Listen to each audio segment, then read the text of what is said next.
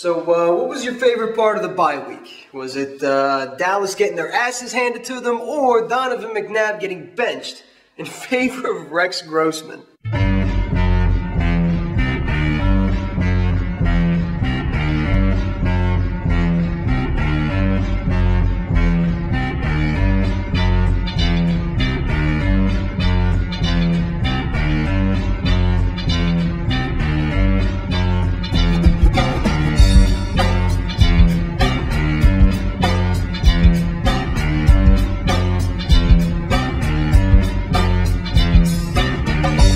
For me, personally, it was watching Donovan McNabb get benched for Rex Grossman of all people. Because let's be honest here, I mean, we all knew that the Cowboys season was spiraling down the old commode long before the Jaguars ever landed in Dallas. Donovan McNabb getting benched with 2 minutes left to go in the fourth quarter. Ooh, but I'll tell you what, it does validate a lot of the opinions that Eagles fans had about Donovan McNabb.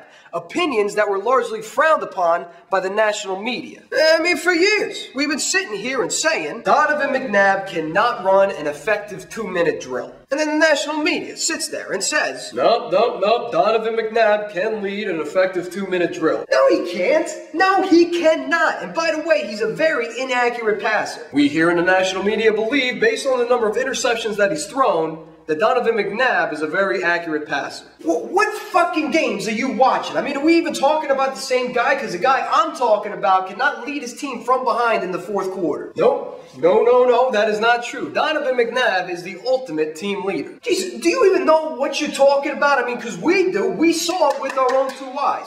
This guy runs out of gas in the fourth quarter. Just watch the Super Bowl. No. Donovan McNabb is in the prime of his career. And looky what happens on Sunday. Donovan McNabb benched in favor of Rex Grossman, of all people. And just to make it more embarrassing, after the game, it was leaked that Mike Shanahan, head coach of the Washington Redskins, who's a pretty damn good head coach, was thinking about benching Donovan McNabb after his victory against the Eagles because of his lackadaisical attitude when it came to practice. And then, to add insult to injury, Mike Shanahan gets in front of a press conference Monday and says the reason he benched Donovan McNabb was because he was concerned with his physical conditioning and didn't think he knew the offensive terminology well enough to run an effective 2-minute drill. So basically what you called your quarterback is lazy, dumb, and out of shape. But we're the ones, the Eagles fans, that are criticized for booing McNabb when he wasn't playing well. Oh, gee whiz, we're sorry. Hey, did you ever think of this one? Maybe we knew what we were talking about all along. But now it's time to welcome to Philadelphia Peyton Manning and the Indianapolis Colts.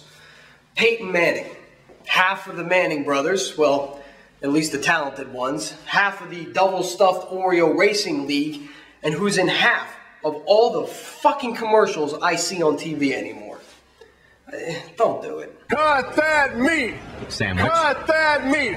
$6. Cut that meat! Breaking down the Colts, of course it all starts with Peyton Manning, who right now is 4th in the NFL in passing yards and 2nd in passing touchdowns. Reggie Wayne is Peyton Manning's favorite target. And right now he's 2nd in the NFL in receptions and 4th in the NFL in receiving yards. But just because he's his primary option does not mean that Peyton Manning doesn't have a lot of other options across the board to throw the ball to. And yes, the Colts have suffered a lot of injuries at the skill position players, but that's how good Peyton Manning is. One guy goes out, another guy comes in, and the offense doesn't miss a beat. They lost Austin Collie for God knows how long, but they got back a healthy Pierre Garçon. Their Pro Bowl tight end, Dallas Clark, out for the season with wrist surgery. So what did the Colts do? They found themselves another guy, Tammy, who had a pretty impressive debut against the Houston Texans on Monday Night Football. Their run game, not so much. I mean, Joseph Adai is always hurt. Donald Brown sucks. This kid Hart, he showed a lot of heart against the Houston Texans, but failed to go over 100 yards. I mean, this isn't a team that's going to ram the ball down your throat. Right now, they're ranked 23rd in overall rushing offense. Collectively, this Indianapolis Colts offense is ranked 2nd in the league, 2nd in passing offense, and 3rd in the NFL in points per game. Like Peyton Manning. That guy's pretty good. If you like 6'5", 230-pound quarterbacks, laser rocket arm. Oh my God, seriously. This is what we're doing now? Peyton Manning commercials?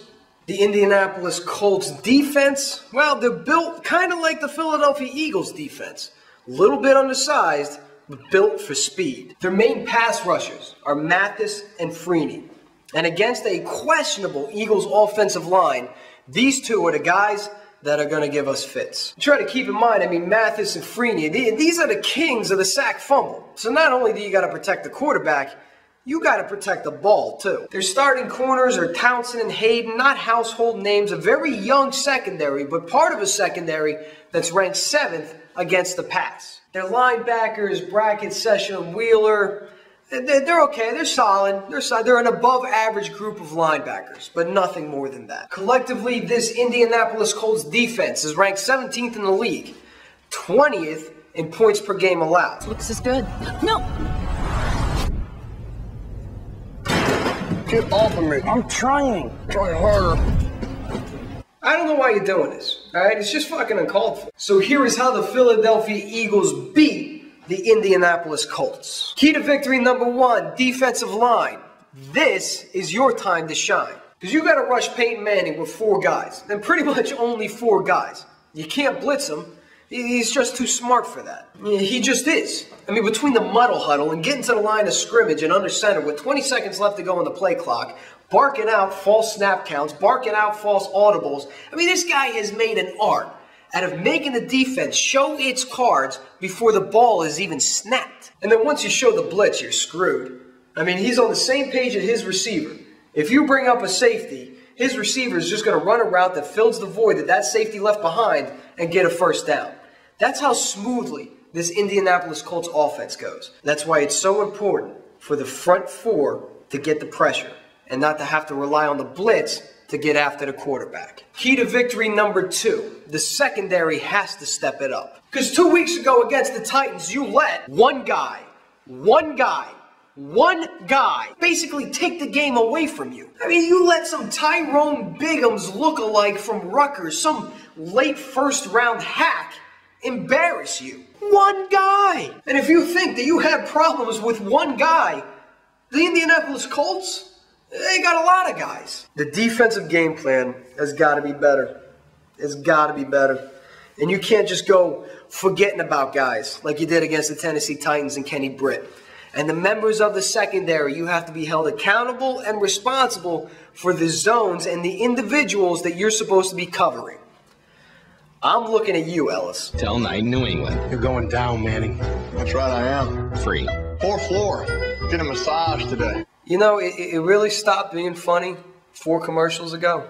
Key to victory number 3. Yeah, here's something you haven't heard before. Yo, Andy, run the ball. And first of all, we're getting Michael Vick back, which means a whole new added dimension to this offense. And with the speed that Freeney and Mathis bring up the field, there's going to be opportunities for Mike to take that ball right out of the pocket. The Colts are ranked 17th in defense. Yes, that is true. But they're ranked 28th in rushing defense. All right, look, I don't care if it's Mike Vick. I don't care if it's McCoy. I don't care if it's Harrison. I don't care if it's that little white guy, all right? Andy, run the ball. And if you can accomplish this, if you can establish an effective run game against the Colts, that chews up a lot of clock, which means for the Eagles, Peyton Manning is exactly where you want him, on the fucking bench, where he cannot hurt you. So here it is, the mighty EROCK's Week 9 prediction. Andy Reid is 11-0 as the Philadelphia Eagles head coach coming out after the bye. Andy Reid is also 0-3 against Peyton Manning and the Indianapolis Colts. Come Sunday, Andy Reid will be 11-1 after the bye and still winless against the Indianapolis Colts. I got the Colts winning this game, 27-20. This week's Facebook Friday prize will be a 2010 Philadelphia Eagles yearbook and a photo autographed by Hall of Famer and Eagles legend Tommy McDonald. So check out my Facebook page every Friday morning for the Facebook Friday question. I provided the link below. Come on, dude, don't do it again. Play your best with Peyton Manning. Let's look at the mechanics of how I learned to throw the football. If you want your Dallas Sucks sticker, email me at themightyerock@yahoo.com. I swear to God, if you do it again, I'm going to go over there and punch you. All right? Let's go, birds, and I'll see you next week.